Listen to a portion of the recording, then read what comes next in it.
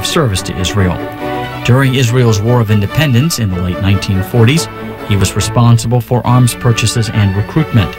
In the 1970s, he became Minister of Transport and Communications, then Minister of Information, and later Defense Minister. In 1977, Shimon Peres was elected chairman of Israel's Labor Alignment and served as Prime Minister from 1984 until 1986. As we said, he is now Foreign Minister, and we'll learn more about his background shortly. Here now is the National Press Club event.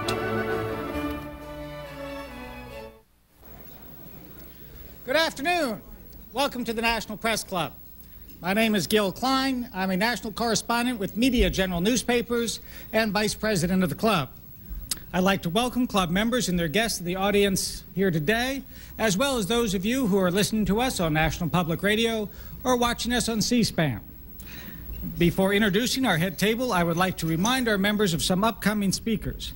On February 19th, Treasury Secretary Lloyd Benson will be here to talk about President Clinton's economic plan. On February 23rd, Ford Motor Company Chairman and CEO Harold Poling will discuss the security of our nation's economic future. And on March 15th, Russian Supreme Court Justice Valery Zorkin will speak about reforms in Russia. If you have any questions for our speaker today, and I certainly trust that you will, I hope that you will write them on the cards provided for you at your table and pass them up to me, and I will ask as many as time allows. I'd like now to introduce our head table guests, and I ask each of them to stand briefly when their names are read, and if you could withhold any applause until I'm finished.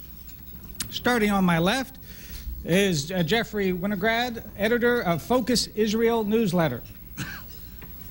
Next to him is Julie Asher of the Catholic News Service and president of the Washington chapter of the Society of Professional Journalists.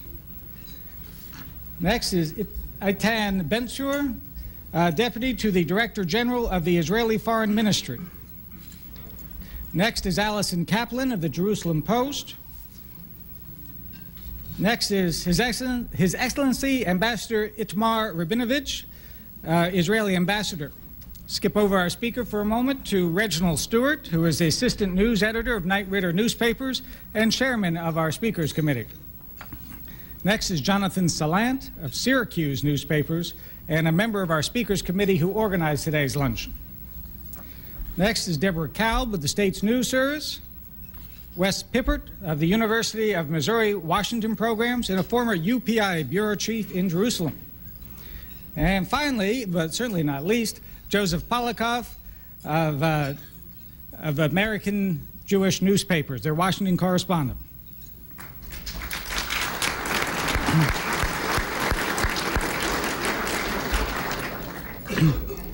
Our speaker today is Shimon Peres, the Israeli foreign minister, who comes to us at a crucial moment in Middle East relations.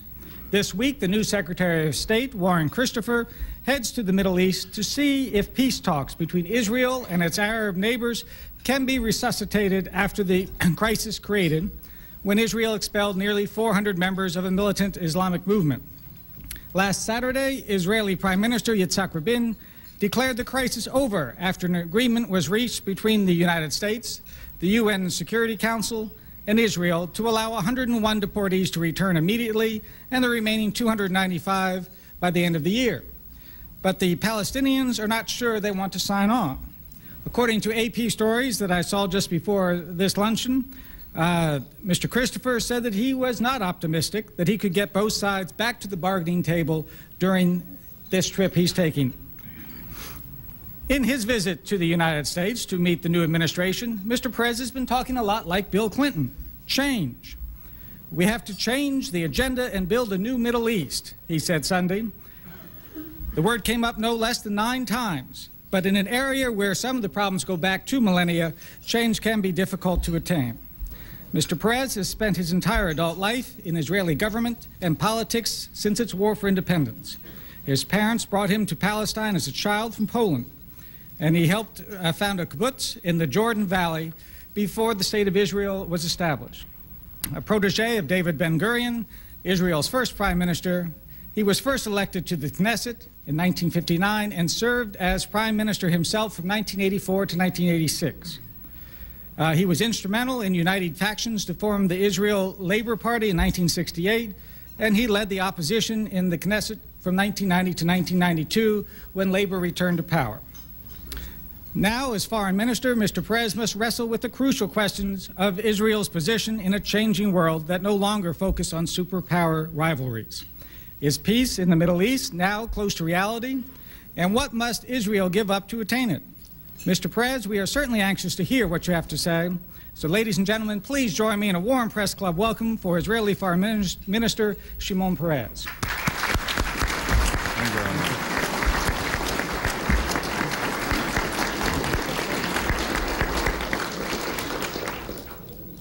Thank you very much, Mr. Gil Klein. Ladies and gentlemen, maybe the change is not as easy to come, but for 2,000 years the Middle East changed the world.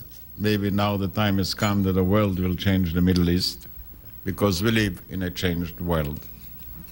I do believe that in the United States itself, there is not just a change of the administration, but a change of the agenda. For 75 years, the main problem of the United States and maybe the rest of the free world was the strength of the Red Army and the charm of the communist ideology. And finally, both of them have collapsed, the strength and the ideology. And you have lost an enemy, but you have discovered the problems. And maybe it is easier to confront an enemy than to solve the problems. I believe that in the center of the present administration, of the Clinton administration, there will be basically the political issues rather than the strategic strengths. And the problems will be in many ways how to answer human needs, how to deal with the suburbs of the world which remain disquieting, unquieting problems for all of us. And we feel very much at home with the new agenda of the American administration. We feel that Israel could have been a strategic asset.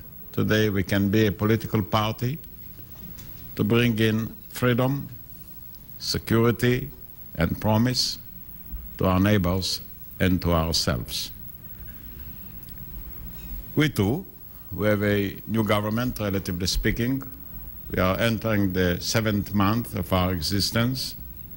We have changed a great deal in the 6 months that passed until now. If I would speak here, say, a year ago, probably the first question that I would be asked would be the issue of the settlements. We have stopped adding settlements to the West Bank and to the Gaza Strip. We have cut the subsidies. We have opened the territories for investment, for a better economy. We are trying to reach sincerely an agreement with the Palestinians, with the Syrians, with the Jordanians, and with the Lebanese. The issues are complicated. It is difficult for the Palestinians and for us to attain peace. The amount and the scope of compromises which are needed are heavy. The bitterness is deep. The suspicion is old-aged. And yet, if I shall speak on behalf of my government, I would say the following things. Morally, we have decided not to govern another people, and we do not intend to govern the lives and the destinies of the Palestinian people. The world enters its 2,000 years. The Jewish history is now entering the 4,001st year. Never in our 4,000 years did we dominate another people, and we do not intend to do it now. Politically, we see that the greatest problems are today's civil war, more than international war, and we would like to build a Yugoslavia-like situation in the Middle East. We think it will be catastrophic. In politics, it's like in your own kitchen. You can break eggs into omelets, but to make from omelets eggs is almost impossible. And we wouldn't like to omelette our own situation as it happened in many other countries. Furthermore, we want to make peace, and we are ready to pay the price and the cost. We are ready to offer compromises, including a territorial compromise, and we would like to do it this year. We feel confident that we can work together with the new administration in the United States. I just had this morning 3 meetings, all of them very reassuring, with the Secretary of State and the Secretary of Defense and the Vice President of the United States. All of them are knowledgeable and friendly and ready, really, to do whatever is necessary to push the peace momentum ahead. Yet, we too have a different agenda. Not because to say a new agenda sounds nice, and not because to engage in a vision is basically right, but simply because we face new realities. I didn't come to talk about visions, and I didn't come to talk about new hopes.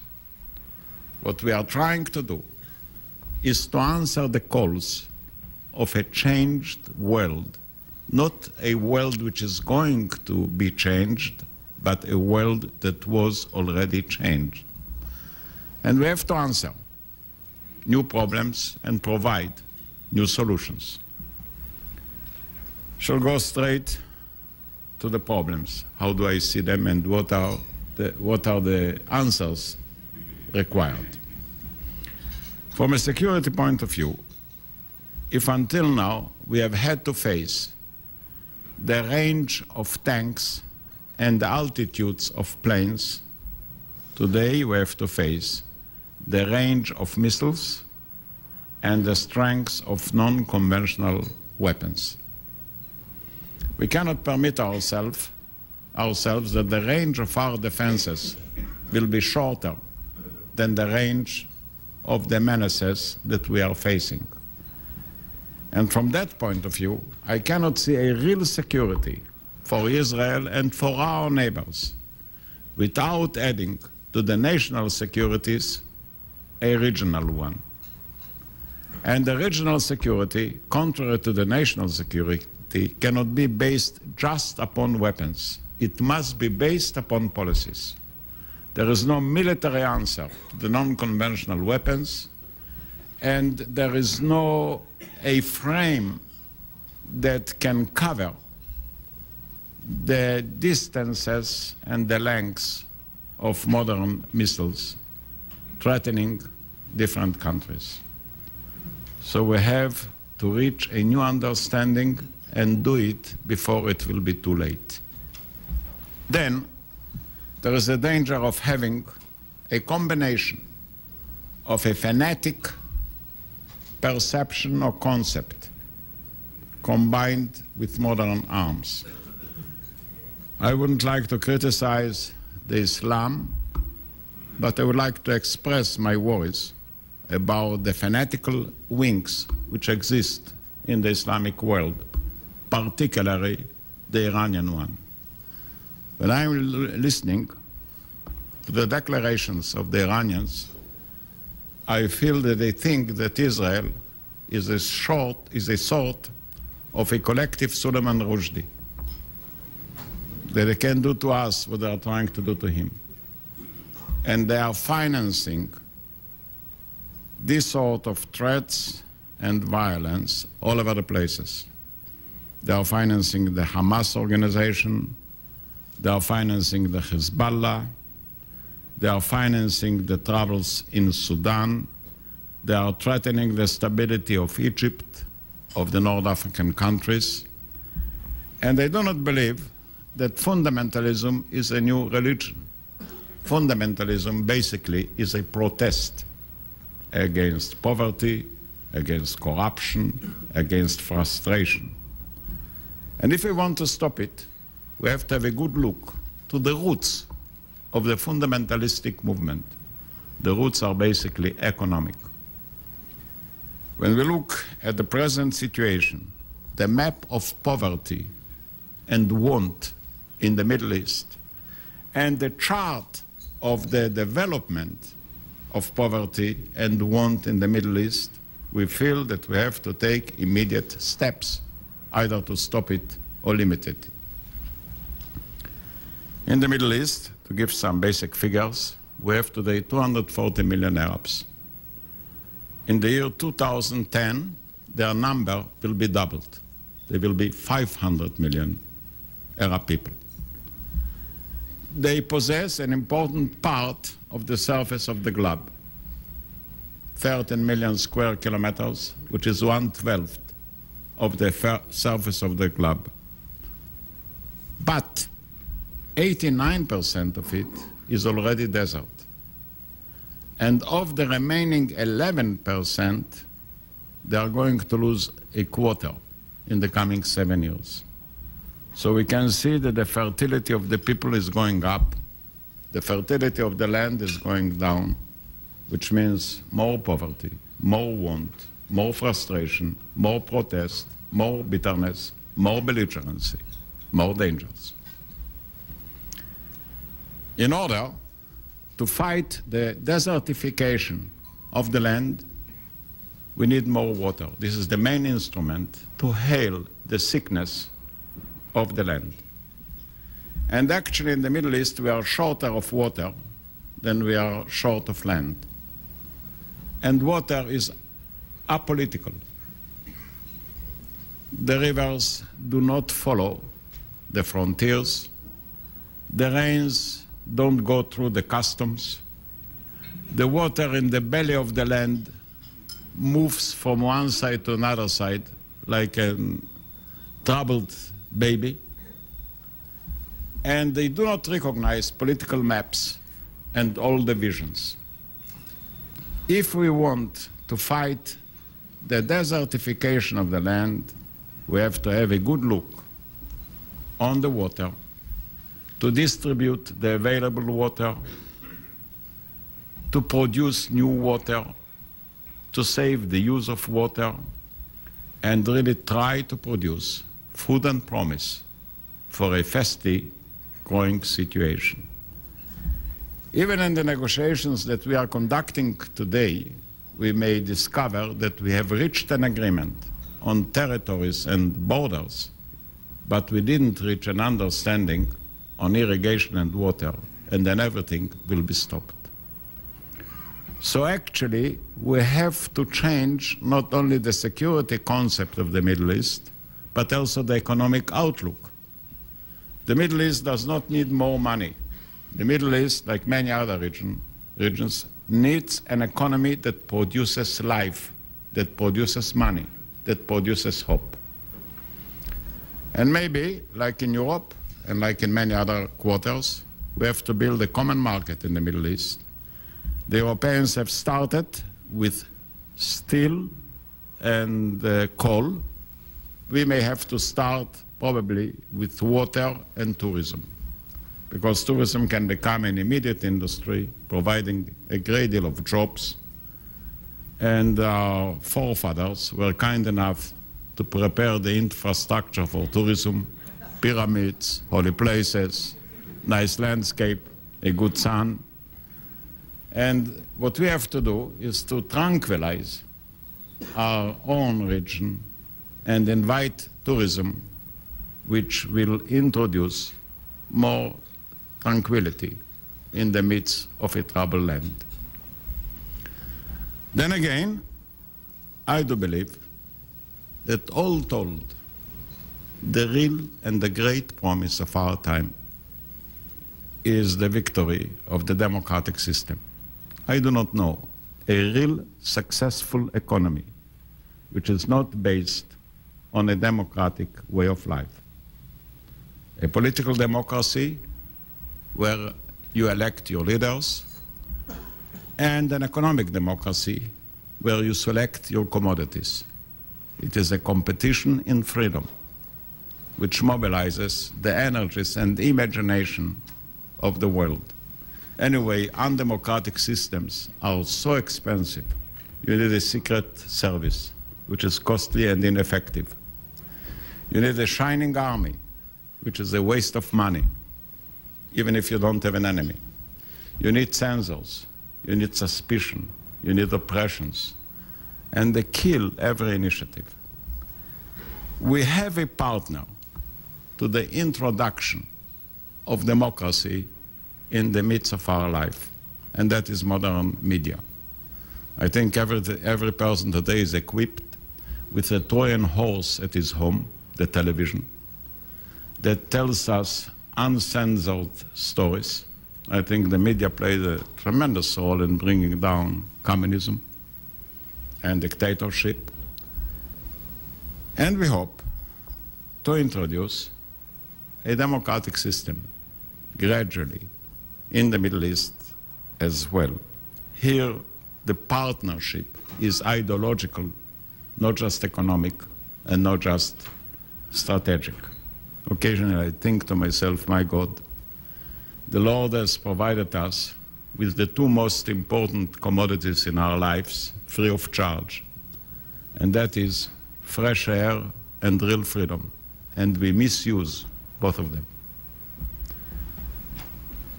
I do hope that democracy will begin with the Palestinian people. They are a very intelligent group of people. They are disorganized. I believe the majority of the Palestinians would like to see peace, yet they have to face armed minorities which are trying to kill the negotiations and the negotiators like Hamas. And the choice before the Palestinians is either the rule of the gun or the rule of the majority. And I'm sure that eventually they will prefer the rule of the majority.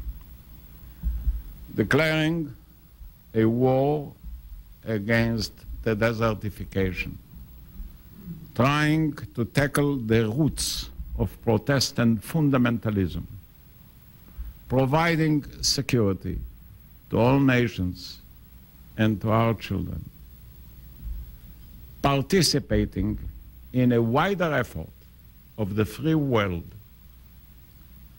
to accommodate among nations, to demilitarize foreign relations, to bring food where it is needed, is the new and joint agenda between the present American administration and us.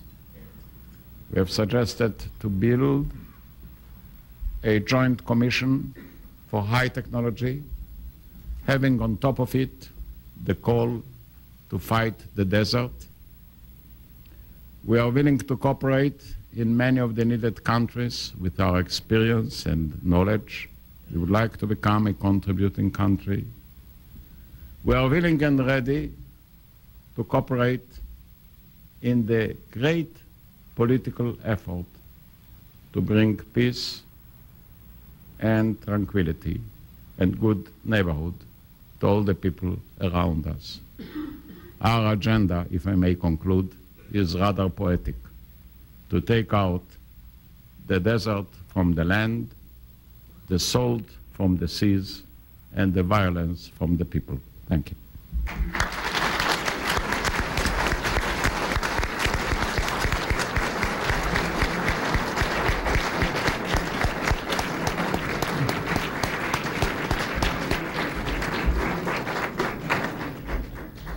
Thank you very much, Mr. Perez. The first questioner asks, what was, quote, reassuring, close quote, about the 3 meetings you had with Clinton administration officials? Well, the Secretary of State is going to pay a visit, his first visit to the Middle East. I do believe that this will be the opening of the negotiations, the reopening of the negotiations between us and the 3 or 4 parties. Actually, some of the Arab parties have already announced that they do not feel any linkage between the issue of the deportees and the need to renew the negotiations. There was an attempt to accuse Israel that we do not pay enough respect to the views of the Security Council. Now, the Security Council has adopted the compromise that was worked out between Secretary of State and our Prime Minister. And I do expect the Arabs now to follow the advice of the Security Council and to come back to the negotiations. I think this was the first test, and it was concluded successfully. Then I think with Vice President Gore, we found a common language in seeing the economic dangers and scopes. It comes naturally because his interest in those questions are rather well known. And with Les Aspin, we found that his views about the new strategies which are needed and our views are very close. I told the Secretary of Defense that all his predecessors have had to decide on the necessary strategies. He has to decide on the available or the existing dangers. And there is a need to define what are the dangers and who are the enemies of our times before we shall work out a new strategy. So I felt on most of the issues at home with a great affinity and with a warmth of reception, which from my point of view is reassuring. This question would like to know, what is your sense of what Warren Christopher wants from Israel, or what he might ask Israel to do in his efforts to restart the peace process? I think what he wanted, he got already. He has suggested a compromise that Israel has accepted.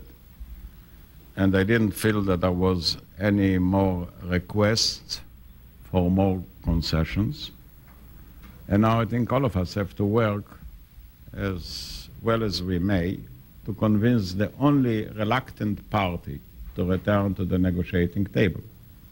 Because the Syrians took already an open position, so did the Jordanians, so did the Syrians, and the Palestinians are still reluctant, and I think they need peace as much as we need peace, and I hope to see them returning to the negotiating table.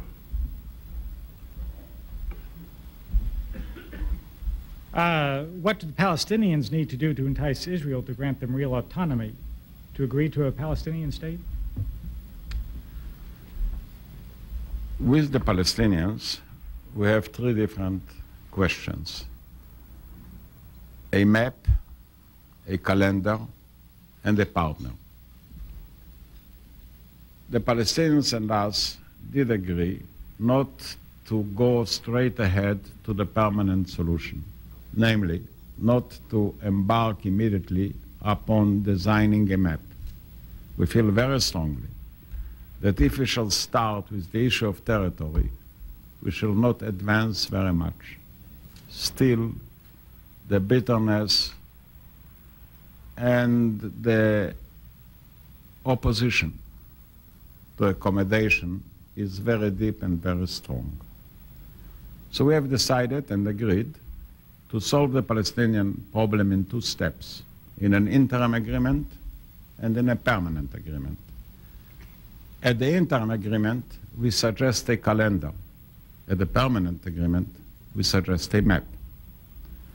The calendar is 5 years, a period of time which is necessary to bridge over between the present reluctance and objection to the creation of a new climate which will enable both of us to reach a permanent agreement, including a map.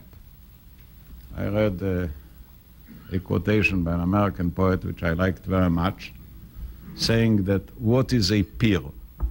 And he says, a peer is a frustrated bridge. Until now there was an Arab peer, an Israeli peer, and now we are trying to build a bridge of time so we can move into a voyage that will lead us from the present complicated situation to a new coast of hope.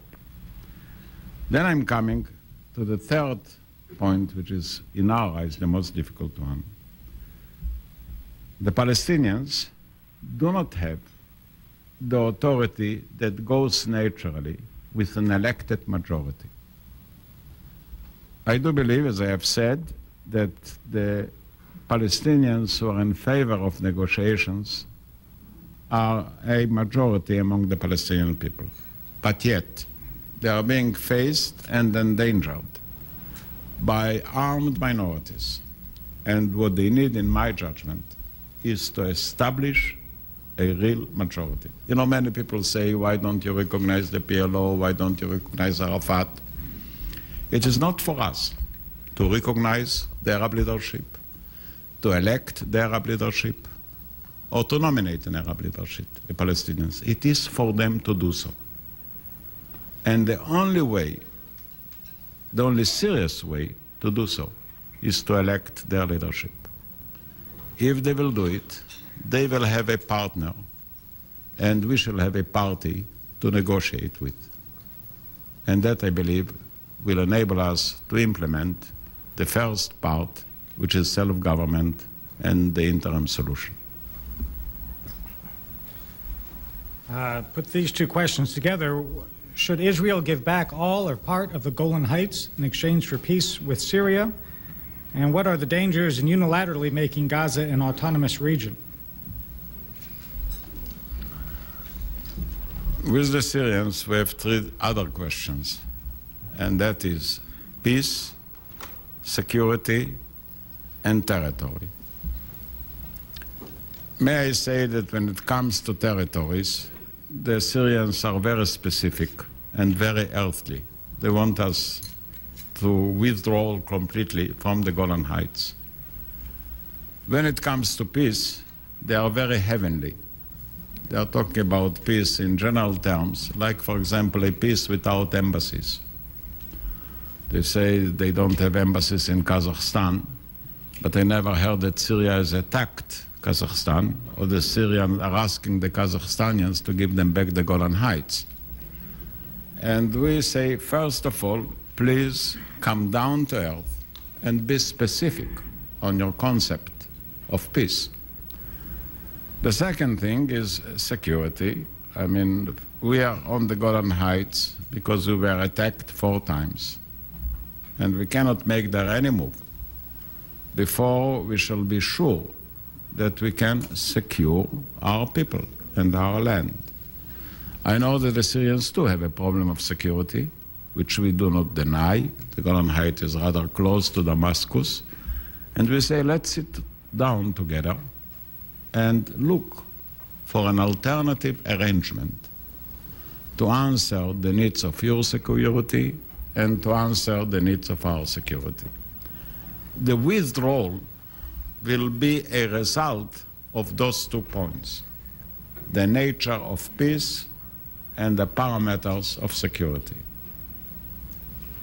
And I hope we have here our negotiator, our ambassador to the United States, Itamar Abinovich, who started well and introduced an air of optimism, both in Israel and I believe also in Syria. And I hope once we shall start the negotiations, we shall make progress on the 3 issues. On the Gaza Strip, I am not sure that the Palestinians would like to separate the Gaza Strip from the West Bank. And also the problem is, if we shall leave, who will govern? We wouldn't like to leave after us a chaotic situation, though we admit that we do not intend to remain permanently in the Gaza Strip. We would like to see the people in Gaza running their own lives, improving their economic situation, and this is one of the places where the need for a territorial compromise is clear and immediate. But since we are negotiating, it is part and parcel of the negotiations, and I do hope that in this year shall be able to reach an agreement with the Palestinians. It is an objective need and our own desire. This questioner asks, now that the Israeli Knesset has amended the anti-PLO law, would it be more wise and productive for your government to invite Yasser Arafat to Jerusalem, Cairo, Geneva, or Washington in order to set the stage for the real peace in the region? And if not, why not? As I have said, who should lead the Palestinian people must be a Palestinian decision, not ours. And the way to decide is stop using bullets and begin using ballots to elect their leaders. The problem with Arafat, in addition to what I have said, are even more so. Number one, he doesn't deny the rights of the Palestinians to use violence and terror. We cannot convince our people to go for a negotiation where the right to shoot equals the right to talk. You cannot talk and shoot at the same time. We say, let's talk, okay. And then there is another problem. Arafat claims that he represents the Palestinian diaspora. We do not have a solution for the Palestinian diaspora. At best, we have a solution, I hope so, for the Palestinian people who reside in the territories.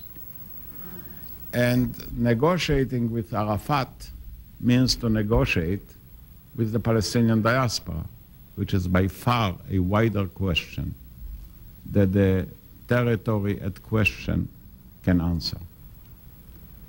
So to conclude, let the Palestinians elect their people. We told them, we shall not intervene. You can go for a political elections. Elect whomever you want. We shall negotiate with the elected people. And even today, we do not prevent the Palestinians to consult with whomever they want, wherever their partners are. But the real solution is the right solution, to go for elections. I'll put these two questions together. In retrospect, how would you assess former Secretary of State James Baker's influence on the Middle East? And how do you think the U.S.-Israeli relations will be different under Clinton than under Bush? I'm not so sure that I'm the person to answer it, because I made so many mistakes about estimating the secretaries of state before they took office that I must have a certain sense of modesty. I know that many of our people were terribly worried before some secretaries of states were appointed, like Schultz, like Baker. And finally, we were wrong. I think both Schultz and Baker emerged as constructive secretaries of state, and I would accredit Secretary Baker with the construction of the Madrid conference. It is quite an achievement.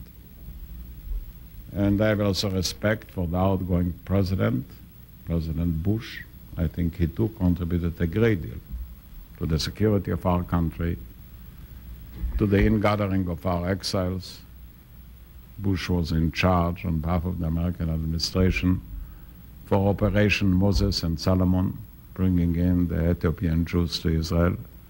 So my conclusion is a conclusion of respect to Mr. Baker and to Mr. Bush. And about the new Secretary of State, we shall not start with any complaints and suspicion. We don't have any reasons for it.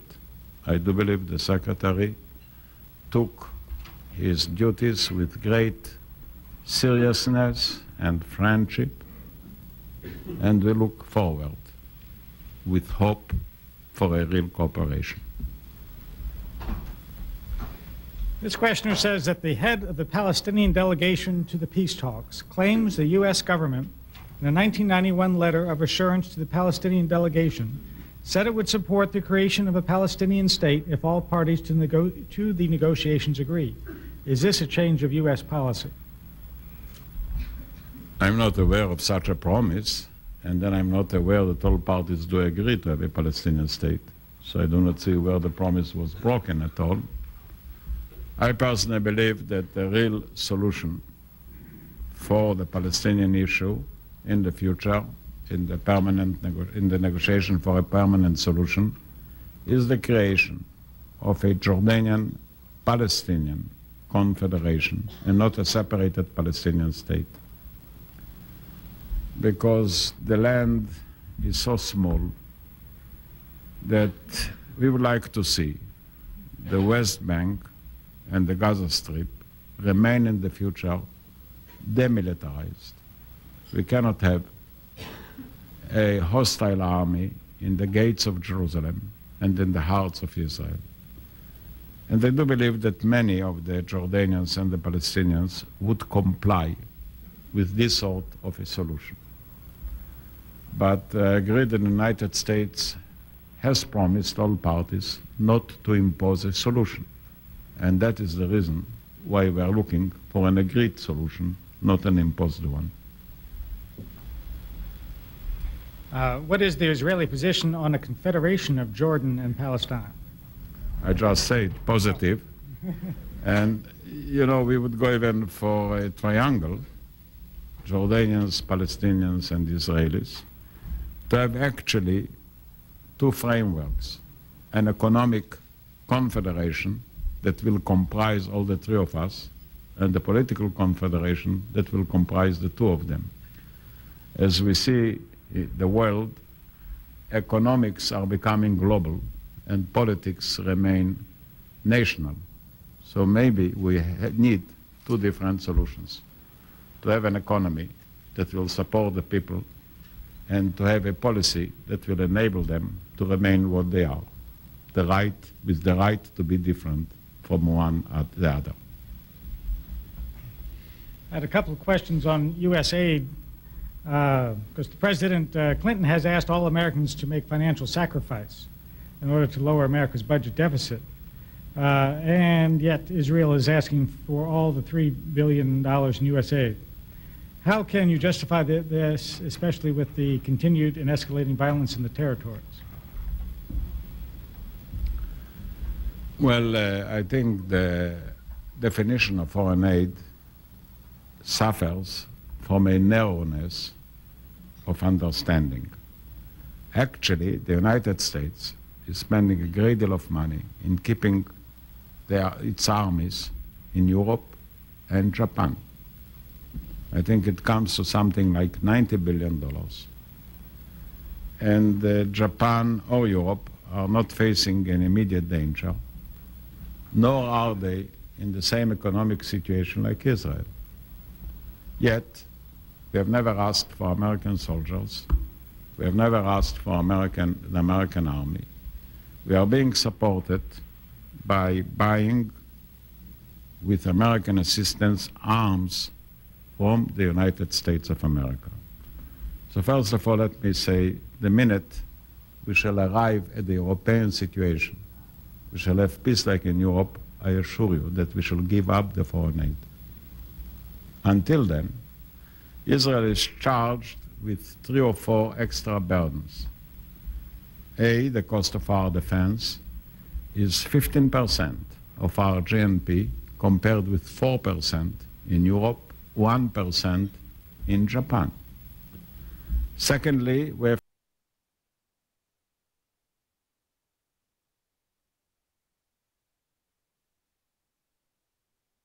to pay the cost of their boycott, which comes to $2 to $3 billion a year. Then we have something again, which is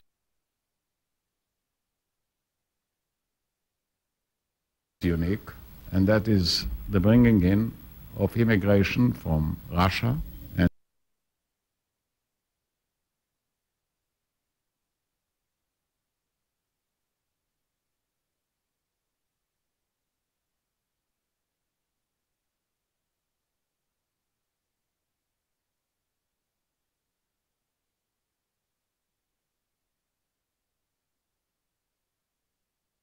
and Ethiopia.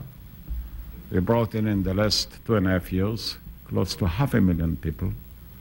We have increased our population by 12%. We have to absorb them. And then we have also to pay the cost of peace, preventing armed groups to kill the negotiations and to kill the negotiators. I admit that we understand perfectly well the economic problems of the United States, but I do not see the United States resigning from the rest of the world. And you know, troubles are more expensive than peacemaking. And you know, undemocratic situations are more demanding that the strengths of a single democracy surrounded by so many different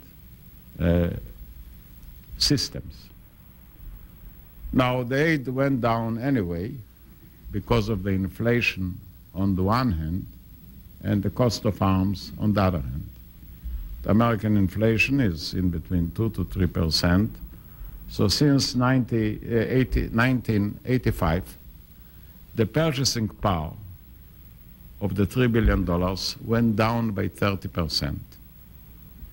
And then we buy American arms, which are becoming every year more sophisticated and more costly.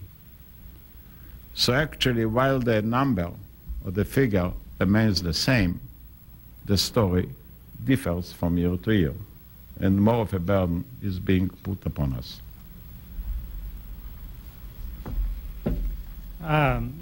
Is Israel prepared to deal with the prospect of restraints on U.S. aid long term? And if so, please describe in some detail the role your government foresees for preparing the Israeli economy with such initiatives as the newly created export zone. Basically, the Israeli economy suffers not from economic shortcomings, but from political shortcomings. If we would have peace, we could have increased tremendously our exports and lower our dependence. I mean, for example, if we could have got rid of the Arab boycott, it would be worth $2 billion to our economy. Now, my great hope is that we shall achieve peace rather soon. And then I'm sure that out of our own free choice, we shall come to the United States and say, thank you very much for the important aid you have provided us and enabled us to exist in unbelievable circumstances. Until then, and until we shall reach that point, we are changing our economy to be more oriented like a market economy, to liberalize our currencies, to liberalize our trade. We have a double connection. We have a free trade agreement with the United States of America. We're an associated member of the common market, and we are trying to modernize and internationalize our economy in spite of the many difficulties that we have to overcome. A number of questions about settlements on the West Bank. This questioner says, to avoid the Yugoslavia of the future, is Israel prepared to withdraw current settlements from the West Bank? Or what is Israel's current policy on the demolition of homes in the occupied territories? No, there is no need, because there are not so many. And as there is Arab life under Israeli sovereignty, there can be Jewish life under non-Jewish sovereignty. I mean, none of us is saying that you have to have a purely divided territory. On the demolition of homes, the Supreme Court of Israel has decided that persons that their home is in danger of being demolished can appeal to the court, and then the government needs the agreement of a judicial consideration before this will be done. Since Israel will not give up Jerusalem, how will you guarantee access to Muslim holy sites? Jerusalem will remain politically united as the capital of Israel under Israeli sovereignty, but religiously open to all religions. You know, we shall be ready to negotiate with the Muslims as we are now negotiating with the Vatican. We are reaching close to reach an agreement with the Holy See, so to build a diplomatic relationship between the Vatican and ourselves. I think we have settled most of the issues. I myself paid a visit to the Vatican. I have invited the Pope to pay a visit to our country. He was very much moved and touched by it. And I think the improvement of relationship between Christianity and Judaism has a historic ring, a historic call. Christians and Jews will remain different, but this doesn't mean that we have to remain hostile. And this is a blatant effort after 2,000 years. I wish it would happen earlier. I'm so glad to see that both the Vatican and ourselves are decided to arrive at a rapprochement in our relations, and we shall do likewise with the Muslims. We shall respect every religion. We would like to have a situation where all economies are open, every religion will keep its praying book, and every nation will keep its identity card. There is no contradiction between the three. This questioner asks, what is the status of 2 Americans being held without charges in Israel? Does their arrest compromise Israel's claim to be a nation of laws, or were they arrested because of who they are and not what they did? I'm not familiar with that particular case myself. You are lucky. I mean, they were brought before a judge. The American consulate has the right to have a good look at their problem. They were arrested not because what they are, but because what they are doing and did.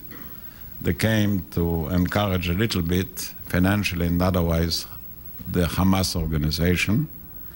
And I'm not sure that they were on a mission of the American administration or the American people.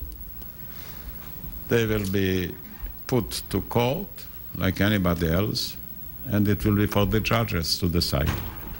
And they will have the right to bring an attorney, an American lawyer or Israeli lawyer, upon their choice. The difference is in price. How much do Israeli attorneys come by these days? What are the 3 or 4 major elements the Labor government must achieve in order to remain in power? Well, there is a long list, but the Labor government will be judged upon a single issue, if it shall bring peace or not. All other issues are important, but not as important. Our main obligation is to bring peace to the Middle East, and I think there is nothing that equals that need, and nothing which is more important for our neighbors, for us, and I believe for the rest of the world. So we are before judgment and still at the beginning of our term. This questioner says that you met yesterday with Catholic Archbishop Keeler. What did you talk about, and what positive things, if any, came out of that meeting? Well, what we started with the Vatican, we are continuing here.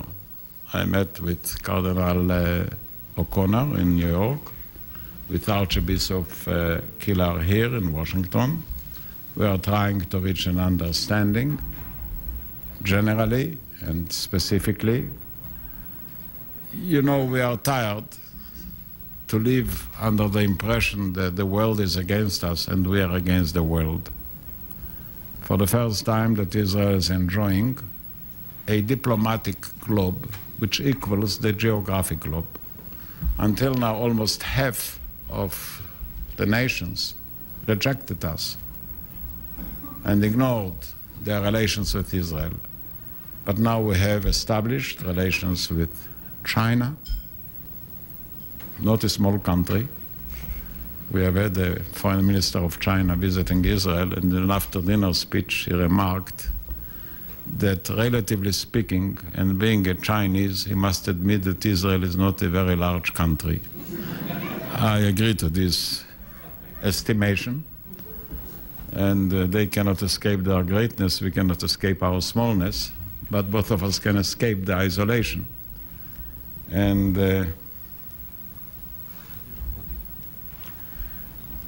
we have opened a new page with India, which for us is very, very important, Russia, Japan, many of the African countries. We have improved greatly our relations with the United Nations, with the Vatican, with the Muslim republics in the former Soviet Union, and really would like to become a part and parcel of modern age and a contributing nation as much as we can. This question says, Israel reportedly has been selling military hardware to Azerbaijan, which is being used against civilians in Armenia in conjunction with the fuel and food blockade. Is this true? And has Israel taken a role in the conflict or in promoting peace?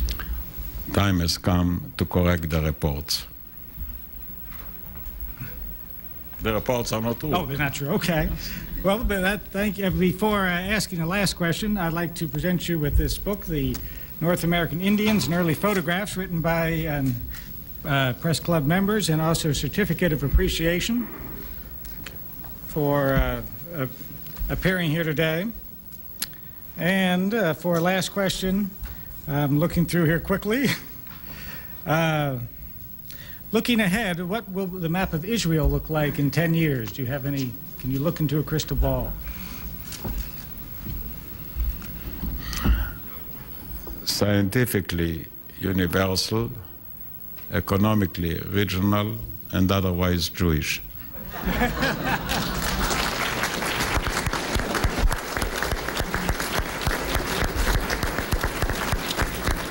Thank you very much, Mr. President. That concludes our program for today. Thank you very much.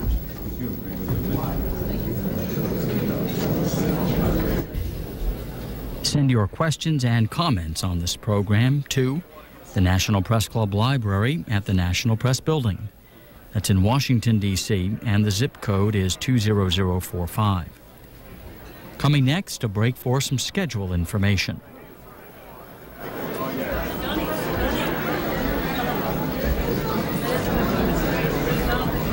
We're going to put him on